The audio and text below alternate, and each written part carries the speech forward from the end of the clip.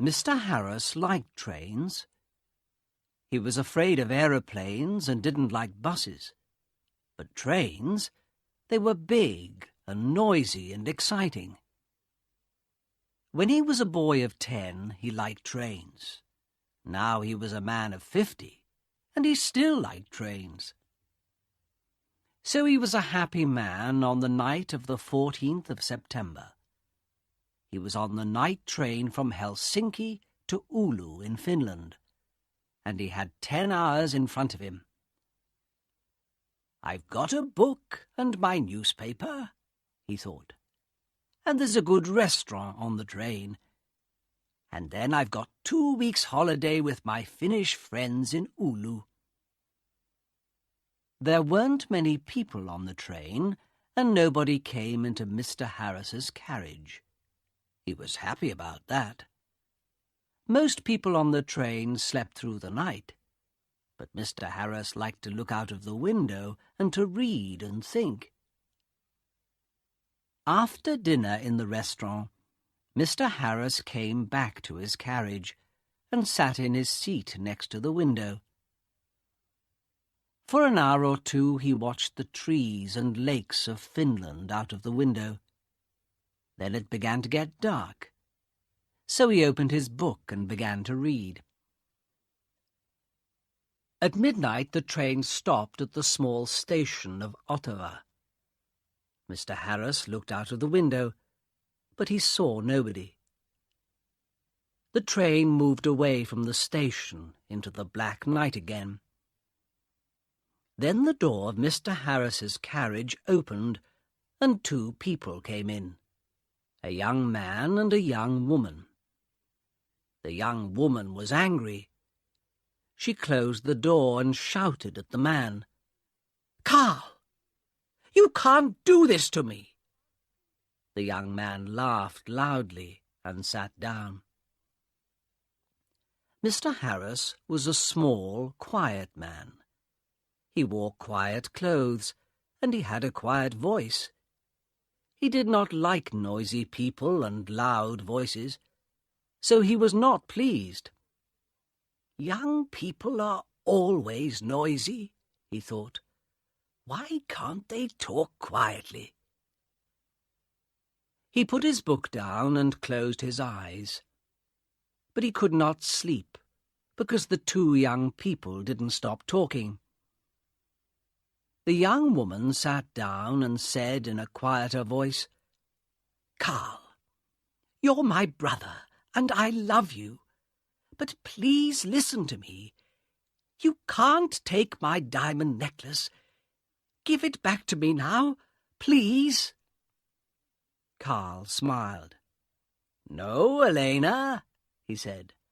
"I'm going back to Russia soon, and I'm taking your diamonds with me." He took off his hat and put it on the seat. "Elena, listen. You have a rich husband, but I have no money. I have nothing. How can I live without money? You can't give me money, so I need your diamonds, little sister." Mr. Harris looked at the young woman. She was small, with black hair and dark eyes. Her face was white and afraid. Mr. Harris began to feel sorry for Elena. She and her brother didn't look at him once. "Can't they see me?" he thought. "Carl," Elena said. Her voice was very quiet now, and Mr. Harris listened carefully. "You came to dinner at our house tonight, and you went to my room and took my diamond necklace. How could you do that to me? My husband gave the diamonds to me. They were his mother's diamonds before that.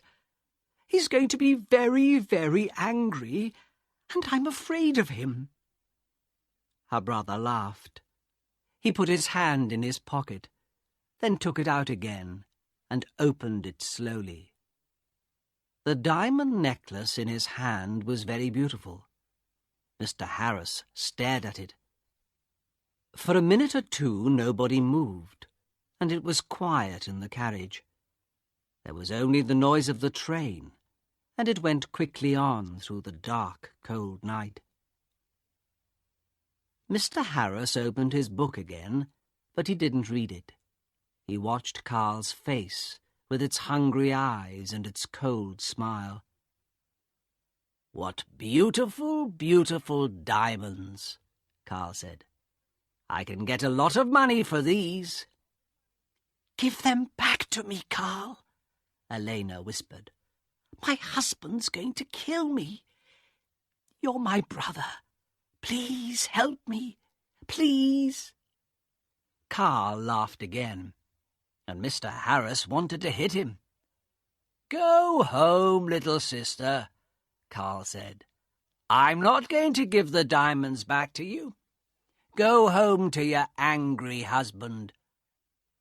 Suddenly there was a knife in the young woman's hand, a long, bright knife.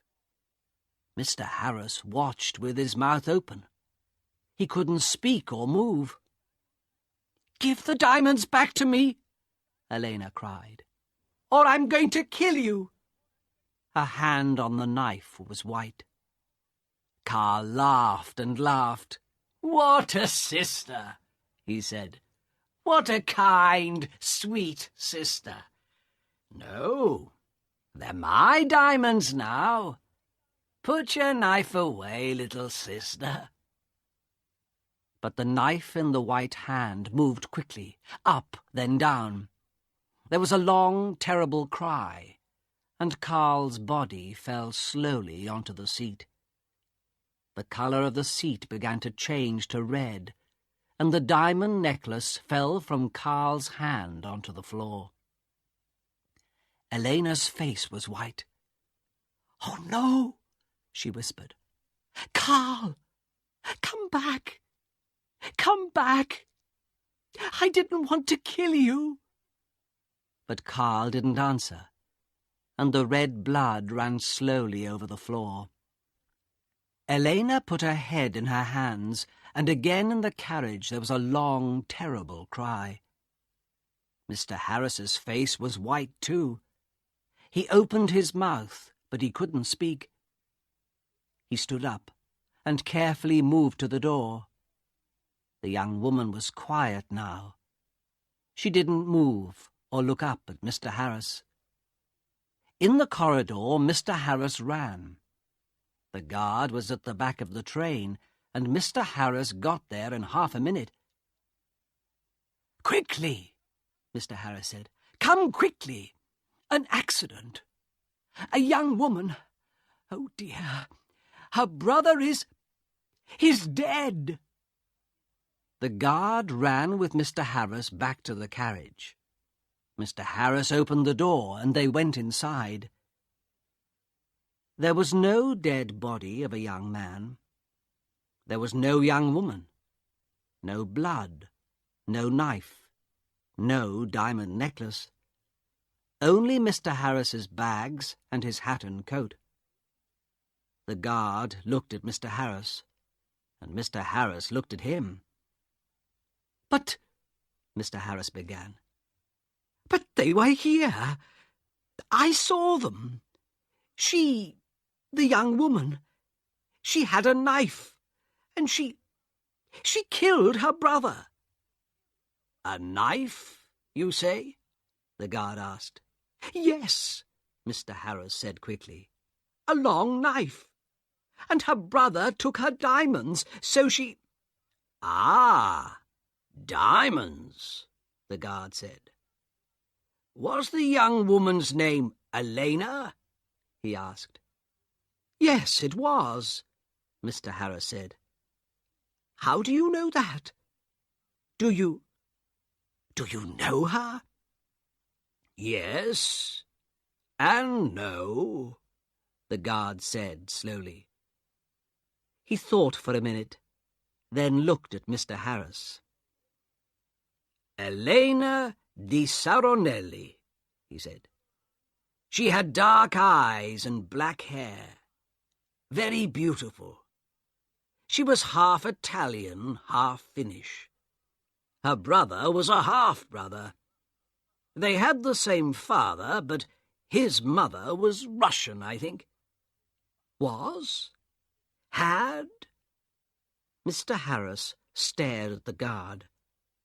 But she, Elena, she's alive. And where is she? Oh, no, said the guard. Elena di Saronelli died about 80 years ago. After she killed her brother with a knife, she jumped off the train and died at once. It was near here, I think. He looked out of the window into the night. Mr. Harris's face was very white again. 80 years ago? He whispered. What are you saying? Was she and her brother? But I saw them. Yes, that's right, the guard said. You saw them, but they're not alive. They're ghosts. They often come on the night train at this time in September. I never see them, but somebody saw them last year. A man and his wife. They were very unhappy about it. But what can I do? I can't stop Elena and Carl coming on the train. The guard looked at Mr. Harris's white face. You need a drink, he said. Come and have a vodka with me. Mr. Harris didn't usually drink vodka, but he felt afraid. When he closed his eyes, he could see again Elena's long knife and could hear her terrible cry. So he went with the guard to the back of the train. After the vodka, Mr. Harris felt better.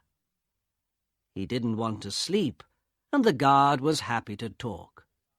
So Mr. Harris stayed with the guard and didn't go back to his carriage. Yes, the guard said.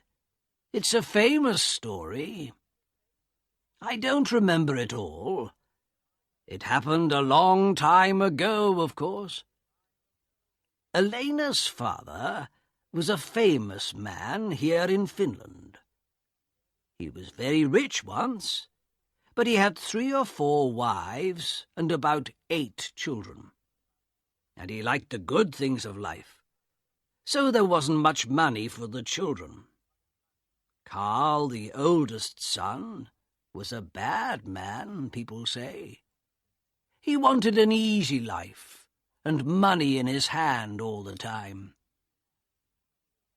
The train hurried on to Oulu through the black night, and the guard drank some more vodka.